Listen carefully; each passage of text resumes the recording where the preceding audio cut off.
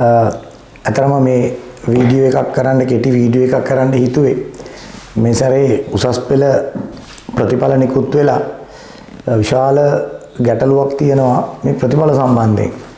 දැන් මේ මල්ලක තියෙන්නේ මේ 2024 විභාග දෙපාර්තමේන්තුවෙන් නිකුත් කරපු 2024 විභාගය පිළිබඳ වාර්තාව. එතකොට හරියට මම දැක්කා මම Facebook නම් මම නැහැ. ඔය Telegram මොනවාද YouTube channel වලේම හරියට විවේචනය කරලා තිබ්බා ගුරුවරු ටියුෂන් ගුරුවරු සහ මේ සැරේ ඉතිහාසගත විදියට අපොස උසස් පෙළ ළමයි වැඩියෙන්ම ෆේල් කියලා. දැන් උදාහරණයක් ඇටියට ජීව විද්‍යාව විභාගයට ලියලා තියෙන්නේ 50 ලංකාවෙම 53430. එතකොට ෆේල් වෙලා ඉන්නවා 15836. බයෝ ෆේල් මේ වාර්තාවට අනුව මේක මම මගේ ටෙලිග්‍රෑම් channel වල නම් මම දැම්මා. එතකොට 29.65. ඒ කියන්නේ 30%ක් බයෝ ෆේල්. ඉතිහාසයේ වැඩිම ප්‍රමාණයක් මම දන්න තරමට බයෝ ෆේල් උනේ මේ සැරේ. එතකොට ජීව විද්‍යාව වගේ විෂයක් මෙහෙම ෆේල් වෙන්නේ දැන් අපි හේතුවත් අපි කතා කරන්න ඕන. මොකද මමත් කාලාන්තරයක් තිස්සේ ඉස්කෝලේ එකත් උගන්වපු ගුරුවරයෙක්.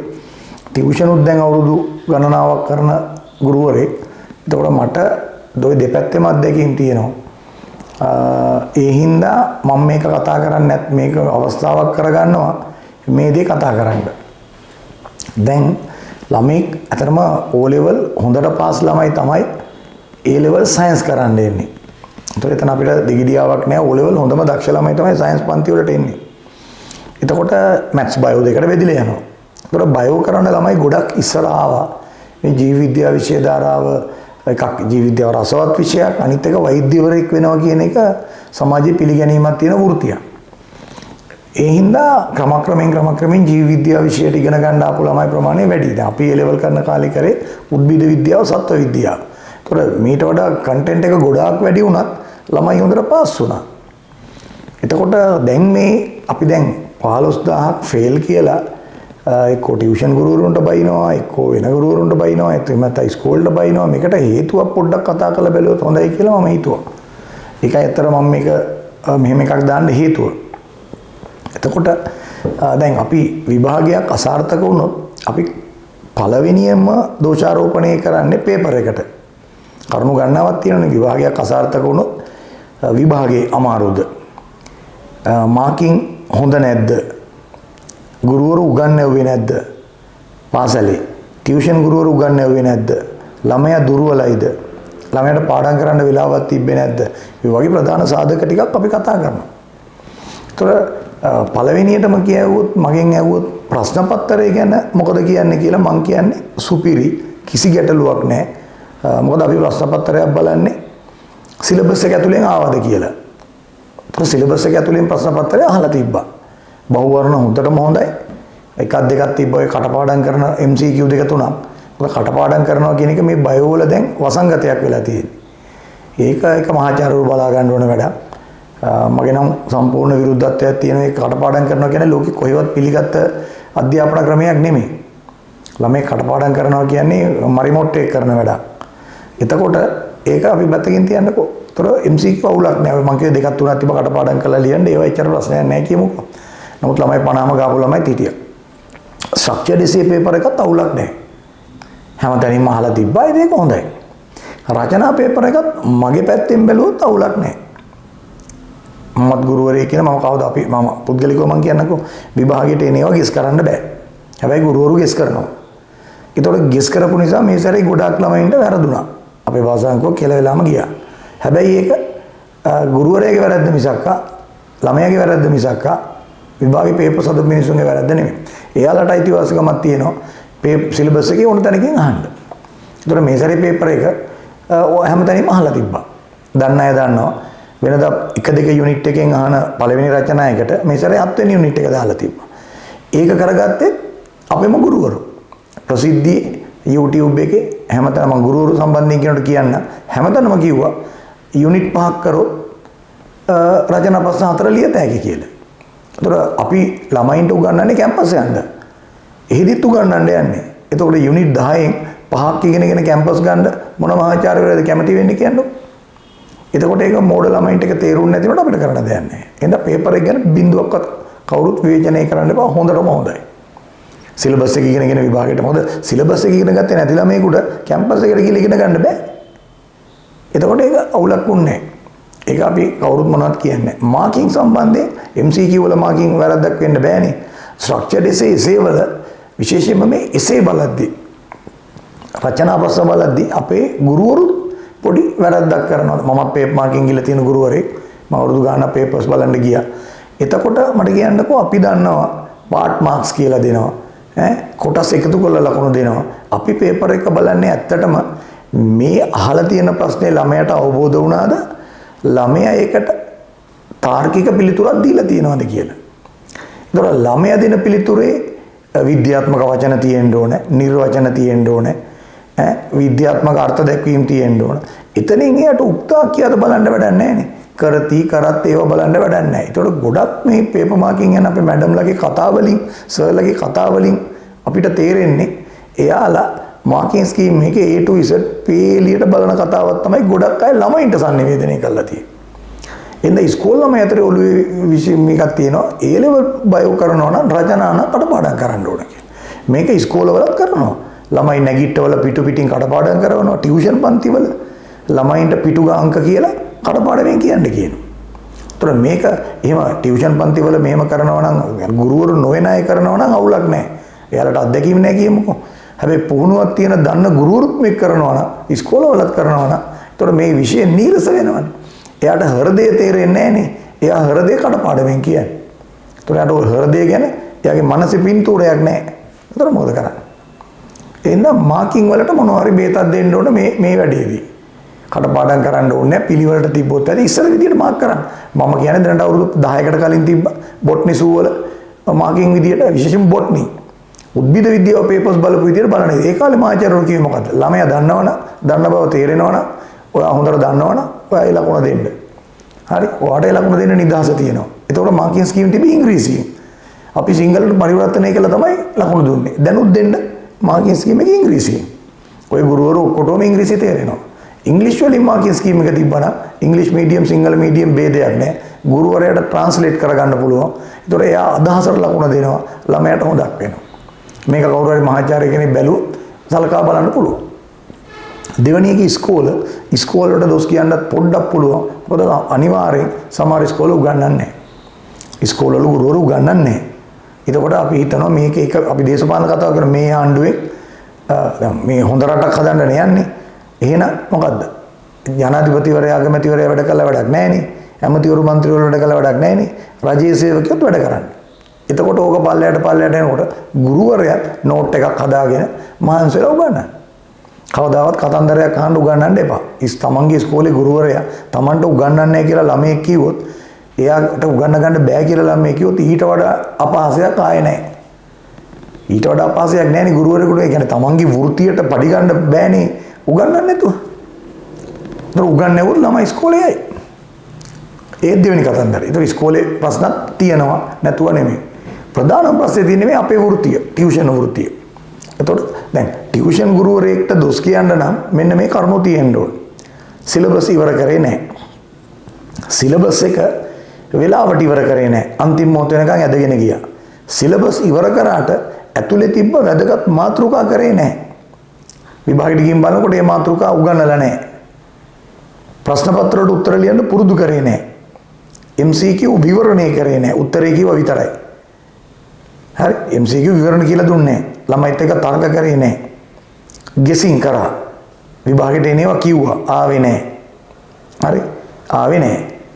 ඊළඟට මොකද්ද? ඔය අර අතාර්කික ඉගැන්වීමක් කරා. ඒ කියන්නේ මොකද්ද? දැන් විෂය කොටසක් කියලා දෙනකොට විභාගයට අවශ්‍ය කොටස අවධාරණය කරනවා මිසක් වටපිට දේවල් කියලා දීලා වැඩක් නැහැ. දැන් උදාහරණයකට ආමාශය උගන්වනකොට ආමාශයේ පටක ව්‍යුහය පිහිටීම ඒ විභාගයට වැදගත් වෙන ටික කියලා දෙන්න ඕනේ. ආච්චිට බඩේ අමාරු වැදුනා කියලා ආමාශය ගැන කියලා දීලා වැඩක් නැහැ. ඉතින් ඒ හින්දා ඒවත් මේවට බලපානවා. ඒතර මේ විෂය ගැඹුරට උගන්වන්න ඕනේ. ඒතර ගුරුවරු මේක ඉතින් අපි ටියුෂන් කරන ගුරුවරු මේක බලලා හරි අපි කතා වෙලා ඒක හරියට උගන්වන්න ඕනේ. ඒතර ඔය කියන චෝදනා දැන් මම 6ක් කියවනේ. 6ම මට වළංගු නැහැ. මම පුද්ගලිකව මේ කියන්නේ මට වළංගු නැහැ. මගේ පන්ති ආපු ළමයි දන්නවා මම එහෙම කරේ නැහැ කියලා. මම කවදාවත් ගෙස් කරලා නැහැ. මොකද මම දන්නේ නැහැ. එනේව දන්නේ නැහැ. ඒතකොට ළමයි එහෙම ළමයින්ට පුරුදු කරන්න ඕන. අල් ගෙස් කරන්න එපා. ඔයාලා කැම්පස් යන්නේ හැම යුනිට් එකක්ම ඉගෙනගෙන යන්න. එතකොට ඉවරයි. එතකොට ටියුෂන් ගුරුවරු සම්බන්ධයෙන් ගොඩක් කතා කරන්න වැඩක් නැහැ. මාත් ඒ ගොඩේ ඉන්න කෙනෙක් ඉන්න.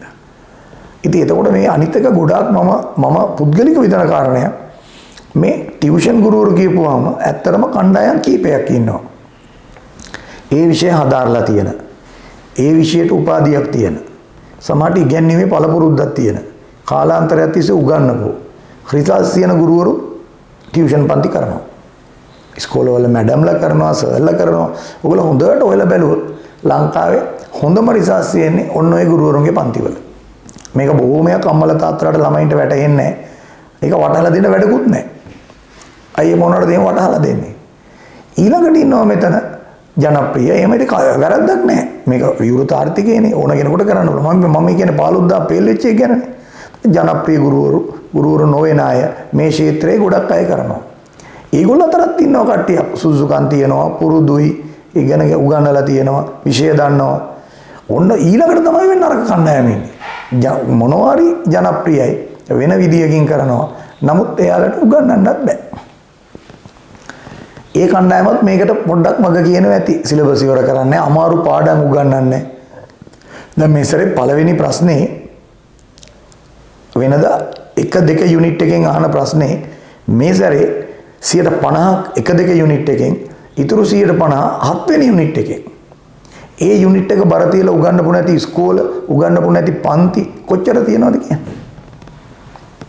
එතකොට දෙමව්පියෝ මේව දන්නේ නැහනේ. එහෙනම් කවුරු හරි දැනුවත් කරන්න ඕනේ. හරි. ඊළඟ කණ්ඩායම තමයි ඔන්ලයින් කට්ටිය. ඇත්තටම මේකට ඔන්නතර තමයි ප්‍රශ්නේ තියෙන්නේ. මට කියන්නකෝ මේ රටේ ඇඟපත තියෙන කතා කරන්න පුළුවන් ඕන කෙනෙක් ඔන්ලයින් පන්ති කරනවා. ඇඟපත තියෙන කතා කරන්න පුළුවන් ඕන කෙනෙක් ඔන්ලයින් පන්ති කරනවා. විශේෂයෙන්ම විශ්වවිද්‍යාලවල ළමයි. ඒගොල්ලන්ට දොස් කියන්න බෑ. ඒගොල්ලන්ට ජීවත් වෙන්න ඕනේ. ඒගොල්ලන්ටත් අයිතිවාසිකමක් තියෙනවා. ඒගොල්ලන්ටත් ඔන්ලයින් පන්ති කරන්න පුළුවන්. නමුත් ඒගොල්ලන්ගෙන් මේ විභාග ෆේල් වීමට තියෙන විභවතාවය හරිම වැඩි. මොකද මම පුද්ගලිකව මම ඒගොල්ලන්ට තරහකට කියනව නෙමෙයි. පුද්ගලිකව මම දන්නවා. දැන් සමහර ළමයි මට කියපුවාම සර් මෙන්න මේ සර්ගේ අපේ යාළුවෝ ඔන්ලයින් යනවා කියලා මම ඒ පාඩම් බලලා තියෙනවා. බලපුවාම දැන් ඒගොල්ලන්ටත් මේක බැලුවොත් තේරෙයි පාඩමක තියෙනවා ළමයට ඒත්තු ගන්නිය යුතු සංකල්ප කියලා જાතියක්. ළමයෙකුට ඒත්තු ගන්නිය යුතු සංකල්ප තියෙනවා. එන්නේ සංකල්ප වලින් තමයි විභාග ප්‍රශ්න පත්‍ර හැදෙන්නේ. ඉතින් මේ යුනිවර්සිටි ළමයි හරි කවුරු හරි කට්ටියක් සමහරට එයාට ෆිසික්ස් ඒ, බයෝ ඒ, කෙමිස්ට්‍රි ඒ තුනයි. නමුත් එයාට Tamanට පේපර් එකක් හැන්ඩල් කරගන්න පුළුවන් වුණාට වෙන ළමයෙකුට පේපර් එකක් කරවන්න තරම් අර සංකල්ප උගන්නන්න පැහැදිලිකමක් නැහැ. ඒතර ඒ ළමයින්ගේ පන්තිවල තියෙන්නේ ගොඩාක් සරලව විහිළුවෙන් තාළුවෙන් ලස්සනට සම්පත් පොතේ තියෙන කරුණු අර බණ කියනා වගේ පැහැදිලි කරනවා මිසක් ළමයින්ගේ ඇඟ ඇතුළට අර මොලේට සංකල්පයක් ඉදිරිපත් කරන්නේ නැහැ. මම හිතන්නේ බයෝ නම් කොහොම හරි වෙන්න පුළුවන්. කෙමිස්ට්‍රි ෆිසික්ස් නම් සංකල්පයක් නැතුව එයාට ඉස්සරහට යන්න බෑ. ඉතින් බොහෝ දෙමව්පියෝ ලේසි පාසුවට මොකද්ද මේ වගේ නොදන්න ජනප්‍රිය වැඩියෙන් ළමයි ඉන්නවා කියන ඔන්ලයින් පන්ති වලට යනවා. ඒතර ඒගොල්ලෝ ළමයිනේ. ඒගොල්ලත් ඉගෙන ගනිමින් ඉන්නේ. ඒතර ඒගොල්ලන්ට ගුරුවරයෙක් වෙන්න විභවතාවය හරි අඩුයි. ඉතින් ඒකත් ලොකු බලපෑමක් මම හිතනවා. මම ඔය බලපු මම ගුරුවරු 6 දෙනෙක් විතර බැලුවා. ගුරුවරයෙකුට ළමයි කැම්පස් ළමයි මගෙත් ගෝලයෝ කරනවා. ඉතින් ඒක වැරද්දක් නෙමෙයි. හොඳ අයත් ඉන්නවා. හොඳට පැහැදිලි කරන්න පුළුවන් අයත් ඉන්නවා. නමුත් අර අත්දැකීම් අධි කියනකම හින්දා සංකල්ප වරද්දලා උගන්නපුවාම දැන් උදාහරණයක් මේක බයෝ කරන කෙනෙක් දන්නවනම් මම බැලුවා ජල විභවයේ උගන්නපු වීඩියෝ එකක්. පහුගිය අවුරුදු 5 MCQ එකක්වත් කරන්න බෑ ඒ ලෙසන් එක අහගෙන ඉඳලා. ඉතින් මට දුක හිතුණා මේ ලෙසන් එක කවුරු හරි ළමයි අහගෙන ඉඳලා ජල විභවය කියන සංකල්පය ඔළුවට ගියේ නැත්නම් එයාට MCQ ටික කරන්න බෑ. ඉතින් මේක දෝෂාරෝපණයක් නෙමෙයි. අපි දැන් හේතුව යන්න එපා 15000 ෆේල් වුණාට. ඔන්න ඒකත් එක හේතුවක්. අපිත් ඒ වෘත්තියේ ඉන්න ඉඳන් එන ගුරුවරුන්ගේ කතාවත් ඉවරයි. ඒතර ගුරුවරු කිව්වට හැමෝම ගුරුවරු නෙමෙයි. ඒතර වෙන වෘත්තියකට යන්නේ නැතුව ඔක්කොම ටියුෂන් කරන්න ඉන්න. අපි කල්පනා කරනකොට මේ හැම කෙනාම ඇයි ටියුෂන් කරන්න ඉන්නේ කියලා. ඒකට නියාමනයක් නැහැ. දැන් වෛද්‍ය ශිෂ්‍යයෙකුට 4 වෙනි අවුරුද්ද වෛද්‍ය ශිෂ්‍යයෙක් කියන්නේ එයාට බේත් ඩිස්පෙන්සරි එකක් දාගන්න දෙන්නේ නැහැ නේ. ඇයි ඒ? ඒක තහනම්. හැබැයි එයාට උසස් පෙළ උගන්වන්න පුළුවන්. ඒක තහනම් නේ. ඒකයි මම කියන්නේ මේකට නියාමනයක් කවුරු හරි අපේ සංගම් වලින් හරි මොනවා එකක් තියෙන්න ඕන. මොනවා හරි අවම සුසුකමක් කියන්න ඕන. එහෙම නැතුව ෆේල් වුණාට පස්සේ කොල්ලටයි බල්ලටයි ඔක්කොටම බැලලා වැඩක් නැහැ. දැන් මම කියවනේ ටියුෂන් ගුරුවරයෙක්ගේ තියෙන අඩුපාඩු කලට වෙලාවට සිලබස් ඉවර කරේ නැහැ. අන්තිම මොහොත වෙනකම් කරා වැදගත් ඒවා කරේ නැහැ. දැන් සමහර ළමයින්ගෙන් අහනකොට සිලබස් දැන් රිවිෂන් පන්ති වල අහනවනේ සිලබස් ඉවරද? ඔව්. විභාගෙට ගියාම දන්නේ නැති ඒවා තිබ්බද? ඔව්. අමතක වෙලාද උගන්නලා නැද්ද? නැහැ.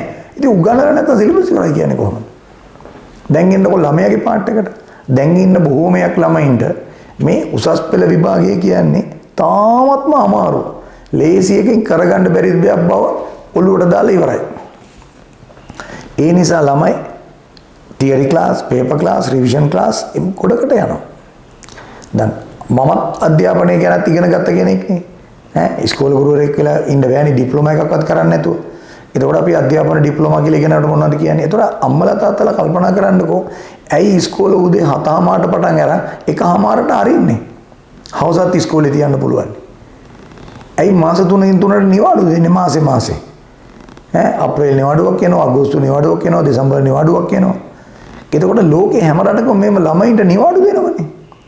ඒ මනෝවිද්‍යාත්මක සාධකයක්. ළමයෙකුට මේව දරා ගන්න බෑ. එතකොට කවුරු හරි අම්මේ තාත්තෙක් හිතනවා නම් උදේ 6ට පන්තියට ගිහිල්ලා හවස 4:00ට ඉවර වෙලා ආයෙ පැයකින් තව පන්තියකට ගිහිල්ලා රෑ 11ට ගෙදර ඇවිල්ලා ඊළඟ දවසේ තව පන්තියකට ගිහිල්ලා ළමයිගේ මොළේට මේව රිංගවන්න පුළුවන් කියලා. ඉතින් ඒක බොරු. ඒකනේ යමක් තමක් තේරෙන දෙමව්පියන්ගේ ළමයි විභාග පාස් වෙන්නේ. හරි. හොඳට ඔයලා බලන්න නගරවල දිස්ත්‍රික්කයේ 1 2 3 4 වෙන ළමයින්ගේ ලයිස්තුවක් කරන්. ඒ සියලු ළමයින්ගේ තියෙන පොදු ගුණයක් තමයි අම්මලා තාත්තලාත් මේ අධ්‍යාපනය ගැන දැනුවත්. අධ්‍යාපනය ගැන දැනුවත්. ඒ නිසා ඒගොල්ලෝ තමන්ගේ ළමයා මෙහෙව ගන්න පුළුවන්. ඒතර මොලේ ඔක්කොම එක වගේ පන්තියේ ළමයින්ගේ වැඩ කරන ටයිප් එකත් එක වගේ. හැබැයි අම්මලා තාත්තලා ළමයා මෙහෙවන ආකාරය අනුව තමන්ගේ ළමයාට ප්‍රතිඵල අරන් දෙනවා. දැන් මගේ පන්තියට එන සමහර දෙමව්පිය ළමයන්ගේ දෙමව්පියෝ රිවිෂන් පන්තිය ගැන අනුර පේපර් එක ලියන්න කවවත් දෙන්න ඕනේ නැහැ. රිවිෂන් එක දෙකට ඉවර කරන්නේ ඇයි? 4:00 විතර කරන්න බැරිද? ඒ කියන්නේ ඊළඟ ඒ දෙමව්පියන්ගේ ප්‍රශ්නේ. එහෙනම් ළමයින්ගේ තියෙනවා මේක. ළමයි ගෙස් කරනවා. ළමයි සරලවට තේරෙන දැන් මට කියන්නකෝ සමහර පන්තිවල ගුරුවරු ඒ විභාගේ ලෙවල් එකෙන් උගන්වනවා. ඒතකොට ළමයි මොකද කියන්නේ? තේරෙන්නේ නැහැ. ඊට පස්සේ යනවා ඊළඟ ලෙවල් එකේ පන්තියකට. ඒකේ තේරෙන්නේ නැහැ. ඊළඟට අන්තිමට ළමයා ගිහිල්ලා ඕම නතර වෙන්නේ මොකද? තමන්ගේම වයසේ තමන් වගේම වීලු තාලු කරන ගුරුවරයෙක්ගේ පන්තියක. එතකොට බලන්නකෝ විභාගයේ ලෙවල් එක මේක නම් දැන් එයා අර විභාගයේ ළඟම උගන්වපු ගුරුවරයෙක්ගෙන් පල්ලෙහාට ගිහලා තව පල්ලෙහාට ගිහලා දැන් නතර වෙලා ඉන්නේ කොහෙද? තාමත්ම සරල මට්ටමින් වීලු තාලුවෙන් උගන්වන ගුරුවරයෙක් ගාව. ඒතකොට මෙයාට මේ ગેප් එකේ එන්න බෑනේ. ඒතකොට ළමයි පුරුදුලා ඉන්න ඕන. ඒ හොඳට මහන්සිලා වැඩ කරන්න. මම අලුත් ළමයිගේ දැන් මේ 2027 ළමයින්ගේ 26 ළමයින්ගේ මම දකින අඩුපාඩුවක් කියන මේක දෙමව්පියෝ දැනගන්න ඕනේ. ඒ ළමයි මේ උසස් පෙළ කියන උසස් දැන් මේ ළමයි ඇවිල්ලා තියෙන O level දැනුම මේ විදිහට. අපි උසස් පෙළ ලොකු දැනුමක් මෙයාගේ මේ ඔළුවට තියන්න යන්නේ. මේ මෙන්න මේ චූටි දැනුමක් තියෙන ළමයට මේ ලොකු බල්ක් එක දරා ගන්න බෑ. ඒකයි ඔය සයන්ස් වල වෙලා තියෙන්නේ. අපි ඉස්සර කාලේ අපි එහෙම නෙමෙයි. ඇත්තටම මෙහෙම අපි O level කරලා එනකොට පොත්පත් කියවලා සාමාන්‍ය දැනීමක් අරන් O level සිලබස් එක කියලා ටිකක් මෙන්න මෙහෙම පැතිරිච්ච දැනුමක් එක තමයි අපි උඩට හිටියේ. අපි 6 පන්තියේදී තිබ්බේ චූටි දැනුම 7 8 9 වෙනකොට මෙහෙම ඇවිල්ලා තිබ්බේ. දැන් මේ වගේ දැනුමක් තියෙන කෙනෙකුට මේක ඔළුවට පට්ටල් කරන්න ලේසිනේ. ඒ හින්දා දෙමව්පියොත් බලන්න ඕන 6 7 8 9 10 වසරවලදී මේ ළමයින්ට ටිකක් අතිරේක පොත්පත් ටිකක් කියවලා විද්‍යාත්මක පොතක් කියලා දැන් පන්තිවල ලැජ්ජාවේ බෑනේ. දැන් මම 2027 පන්තිවල ළමයින්ගෙන් ආපුවාම ආතර් සී ක්ලාක් දන්නවද කියලා ආතර් සී ක්ලාක් දන්නේ නැහැ කිසිම ළමයෙක්. ඒ කියන්නේ මොකද්ද? මෙච්චර මේ රටේ හිටපු විද්‍යාඥයෙක් මෙච්චර පොත්පත් ලියලා තිනවා සිංහලට පරිවර්තන වෙලා තිනවා අනිත් එක සයන්ස් කරන ළමයි කොච්චර විද්‍යාත්මක නවකතා පොත් ලියලා තිනවද ඒ ළමයි කියවලා නැහැ.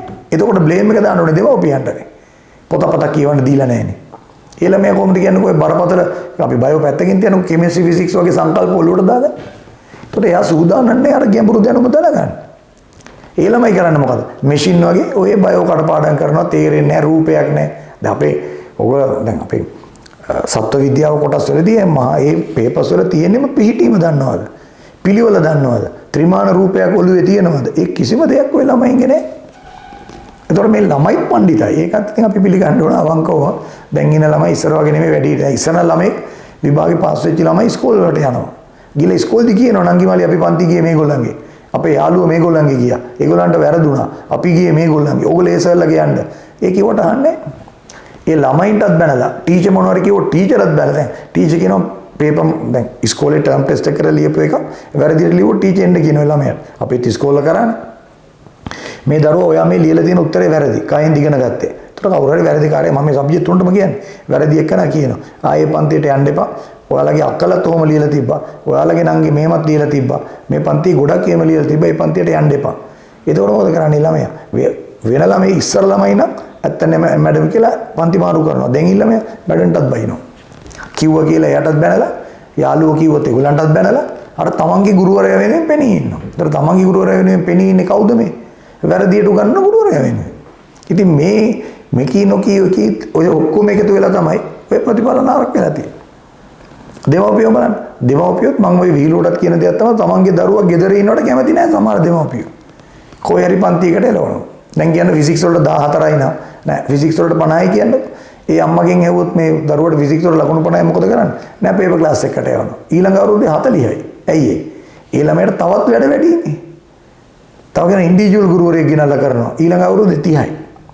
කලාතුරකින් දක්ෂ ළමයෙක් තමයි ওই පන්ති ගොඩකට ගිහිල්ලා හොඳට ඉගෙන ගන්න. ඇයි ඒ? එයාගේ කැපැසිටි එක තියෙනවා. නමුත් කොමන් ළමයි ඉන්නවනේ පොදු ළමයි. දැන් සමහර ළමයෙකුට අපිටත් ඉස්සර එක පාට කියන දෙයක් තේරෙන්නේ නැහැ. දෙපාර තුන් පාර පොත කියවනකොට තමයි තේරෙන්නේ. සමහර ළමයිට පස් පාරක් කියවන්න ඕන. දැන් මේ සැරේ ඉන්නවා මේ මහනුවර ඒ තුනක් ගත්ත ළමයෙක් එයා බයෝ සම්පත් පොත 8 පාරක් කියවුවා කියලා. ඒතකොට හිතන්නකෝ ඒක ඊළඟේ ටීචර් කියන්නේ 8 පාරක් කියවපු ළමයෙක්. අපේ සමහර ළමයි ගාව සම්පත් පොතක් ඇත්තෙත් නැහැ. සම්පත් පොත කියන්නේ මේ රිසෝස් බුක් එකක් නැහැ. ඒක බලන්නේ. ඉතින් ඒ හින්දා මේ ප්‍රතිඵල දැන් මේ ඔක්කොම අපේ ළමයිනේ. දැන් පළවෙනියෝ දෙවෙනියෝ තුන්වෙනියෝ කියලා අපි ආඩම්බර වෙනවා නම් ළමයි ගැන ඒකත් අපේ රටේ ළමයි. ඊළඟට ෆේල් වෙලා කියලා අපි කියන්නේ ඒත් අපේ රටේ ළමයි. ඉතින් මේ ෆේල් වෙච්ච ළමයිත් අපිට සමාජෙ මුණ ගැහෙනවා. ඒතකොට මොකද්ද වෙන්නේ? ඉතින් මේක වළක්වා ගන්න එක අපි කාගෙත් වැඩක්. එහෙම නැතුව අපි එක්කෙනෙකුට දෙන්නෙකුට දෝෂාරෝපණය කරලා ඉස්කෝලේ ගුරුවරු ටියුෂන් ගුරුවරුන්ට බයිනවා. ටියුෂන් ගුරුවරු ඉස්කෝලේ ගුරුවරුන්ට බයිනවා. ටියුෂන් ගුරුවරු එකිනෙකා බැන ගන්නවා. දෙගොල්ලම එකටම බයිනවා ළමයි. අම්මලා තාත්තලා ඔය ඔක්කොටම බයිනවා. ඉතින් මේක හදාගන්න නම් අපි පේපර් එකට බැලලා වැඩකුත් නැහැ. මාකින් එකට බැලලා වැඩකුත් නැහැ. ඒකට නම් පොඩි වැරද්දක් තියෙන එක පේපර්ස් බලන විදියට චූටක් බඩින්න වෙනවා. ළමයිත් ඇදිලා, දෙමව්පියොත් ඇදිලා මේ තරඟකාරීත්වයත් අඩු වෙලා උනොත් මොකද්ද? මේ ෆේල් වෙන ප්‍රතිශතය අඩු කරගත්ත හැකි. එතකොට ඊට වඩා අපිට වෙන දෙයක් කරන්න බෑ. මම ඇත්තටම මේක කියන්න හේතු උනේ මේ යන විදියට ගියොත් කවදාරි කාලයක ළමයි ගුරුවරුන්ට ගහනවා. දොස්පරොස් කියන. අනිත් එක මට තවත් යෝජනාවක් කරන්න තියෙනවා. බාන්න අපිට සමාජයේ මේ පාස් වෙච්ච ළමයිගේ හඬ විතරනේ තියෙන්නේ. 1 2 3 4 වෙච්ච ළමයින්ගේ ඡායාරූප අරේ මේ අවතනම යනවා උදන් අඬනවා එහෙම තියෙනවා. නමුත් මේ 15000ක කිසිම ළමයි කතා කරනවද කියන්නකෝ. මම පොඩි ආරාධනාවක් කරනවා. අපිටත් හොඳයි ඒක. මේ ෆේල් වෙච්ච ළමයි එළියට ඇවිල්ලා කියන්න. අපි ගියේ මේ සර්ගේ. අපිට වැරදුනේ මෙහෙමයි. මේ සර් උගන්වුවේ නැහැ. සිලබස් එක ඉවර කරේ නැහැ. එනවා කියලා කිව්වා ආවේ නැහැ. එහෙම කියන්න. එතකොට ඒ ළමයිත් හදාගත්තාම ඒගොල්ලන්ගේ ප්ලැට්ෆෝම් එකක් තියෙනවා නම් ඔය අලුත් නංගිලා මල්ලිලාට වැටහෙනවා කොහොමද ඉගෙන ගන්න කියලා. දැන් ඉස්කෝලේකට ගිහිල්ලා කතා කරන්නේ කවුද? ඒ ඉස්කෝලේ බෙස්ට් රිසල්ට්ස් තියෙන ළමයි විතරයි. ඇයි ෆේල් වෙච්ච ළමයින්ට කතා කරන්න දෙන්නේ නැත්තේ? ඒ ළමයිත් ගිහින් කියන්න. මෙන්න මේ නිසා තමයි නංගි මල්ලි අපිට වැරදුනේ. මොකද වැරදිච්ච විදියක් දන්නවනම් ඒක හදාගන්න පුළුවන්. ඉතින් ඒ නිසා තමයි හැම වෙලාවෙම අපි මොනවාරි කතිකාවක් තියාගෙන සමාජයේ අපි එක එකාට බැන ඉන්නේ නැතුව මේක මොනවාරි දෙයක් කරොත් හොඳ වෙයි කියලා තමයි මගේ නම් අදහස. ඇත්තටම මම මේ වීඩියෝ එක කරා මම පන්ති ළමයින්ටත් කිව්වා මම මේ වීඩියෝ එක කරනවා කියලා. කරන්න හේතු උනේ වෙන කිසි දෙයක් නෙමෙයි. පොදුවේ 15000 ෆේල් කියලා ලොකුවට මම දැක්ක අර YouTube channel එකක් දාලා තිබ්බා මෙහෙමයි කියලා ලොකුවට බැලලා තිබ්බා. එතකොට අපිට වැටෙනවා මේකට අපි හැමෝම වගේ කියන්න ඕනේ නැහැ. දැන් උදාහරණයකට ටියුෂන් ගුරුවරයෙක් හැටියට මගේ බුද්ධියට අනුව හරි මම කල්පනා කරන විදියට අනුව මම හිතන්නේ ළමයි ෆේල් වෙන්න මම වා කියන්න ඕනේ කියලා. ගුරුවරයෙක් හැටියට මට බය නැතුව කියත හැකියි. ඒකට හේතුව මම එහෙම එකක්වත් මම කළා නැහැ. මම මේ පන්ති වල ළමයි කියන කතාවක් නෙමෙයි. නමුත් ඒක එහෙම තමයි. අපි හැමෝම එහෙම කරොත් මේ ලංකාවේම ගුරුවරු එහෙම කරොත් තව ෆේල් වෙන ප්‍රතිශතය අඩු වෙයි. ළමයින්ගේ දුර්වලතා නැති වෙලා දෙමව්පියෝ අනිත් එක දෙමව්පියොත් පොඩ්ඩක් වෙනස් වෙන්න ඕන. දැන් ඉන්න ගොඩාක් දෙමව්පියෝ උසස් පෙළ දක්වා හෝ ඉස්කෝලේ ගිය දෙමව්පියෝ. ඒගොල්ලෝ හැසිරෙන්නේ බලන්නකෝ පිස්සෝ වගේ. ඒ කියන්නේ ඒගොල්ලන් අතර ලොකු තරංකාරීත්වයක් තියෙනවා. බොරුවට ළමයි විනාශ කර ගන්නවා. ඉතින් ඒ නිසා හොඳ සංස්කෘතියක් ඇතුලේ දැන් දේශපාලනික වශයෙන් උත් අපේ රට හොඳ වුණා. එහෙනම් මොකද්ද වෙන්නේ? අපි ඕක පල්ලයට ගෙනාවොත් අපේම ළමයි ෆේල් වෙන ප්‍රතිශතය තව අඩු කරගෙන හරි කිසියම් ප්‍රතිශතයක් ෆේල් වෙන එක වළක්වන්න බෑ. අපිට මේක හොඳ මට්ටමකට කාටවත් බැනුම් නොහාන මට්ටමකට ගෙන හැකියි. ඔන්න ඔක තමයි මට කියන්න තිබ්බේ. හරි මේ වාර්තා බලන්න ඕන විභාග දෙපාර්තමේන්තුවේ අර www.donate.lk කියන එකේ තියෙනවා මේ වාර්තා. අතරම දෙමව්පියෝ මේවා දැනන් ඉන්න ඕන. මේ රිපෝට්ස් ගන්න ඕනේ. දැන් මේකේ මල් ළඟ මේ 24 තියෙනවා, 23 තියෙනවා, 22 ඔක්කොම මල් ළඟ තියෙනවා. මේවා මම ওই මගේ ටෙලිග්‍රෑම් channel එකට මම දාලා තියෙනවා. ළමයි අතරම විශේෂයෙන් දෙමව්පියෝ බලන්න ඕනේ. දෙමව්පියොත් මේ එහෙම නෙමෙයි දෙමව්පියෝ බලන්න ඕනේ උඩ මට්ටමකින්. බලන්න. ඒතර දෙමව්පියන්ට සොසයිටි එකක් තියෙනවා. ඒගොල්ලෝ දන්නවා කවුද කොහොමද අපේ ළමයා අධ්‍යාපනයෙන් හසුරව ගන්න කියලා. දැන් ඉන්න දෙමව්පියෝ අහන්නේ නැහැ. මම හරියට කියන එකක් තමයි හොඳ රිසල්ට් එකක් තියෙන ළමෙක් හම්බෙන්න ඒ ගමේ අය, අහලපාල ගම්වල අය ඒගොල්ලෝ ගිහිල්ලා කතා කරන්න ඕනේ. එහෙම නැතුව ඉරිසියාවට කුහුඩකමට ඒ ළමයිට කතා නොකර හිටියට වැඩක් නැහැ. ඉස්කෝලේ එක හොඳට පාස් වෙච්ච ළමයෙක් කියලා කිව්වොත් ඒ අක්කාරි අයියාරි කියන එක අහන්න ඕනේ. එහෙමනේ අපි මේ ෆේල් වෙන ප්‍රමාණය අඩු කරගන්න පුළුවන්. අහන්න නැතුව අපි අරක මෙල්ලිලා හිටියොත් මොකද වෙන්නේ? අපිට කවදාවත් එහෙම හරියම පන්තියක් හරියම දෙයක් හොයාගන්න හම්බෙන්නේ නැහැ. අච්චු පොතක් හොයාගන්න හම්බෙන්නේ නැහැ. ඒ හින්දා ඒවත් ඉතින් ඔය දෙමව්පියෝ තමන්ගේ ළමයිට කියන්න ඕන. ඔයාලා ගිහලා අයියලා හම්බෙන්න කතා කරන්නක් කළා. ඒගොල්ලෝ කියන එක අහන්න. මේ ඔක්කොම කරගත්තොත් අපිට මේ දෝෂාරෝපණ වළක්වා ගන්න හැකියි. ඕක තමයි මට කියන්න තිබ්බේ. එහෙනම් බොහොම ස්තුතියි.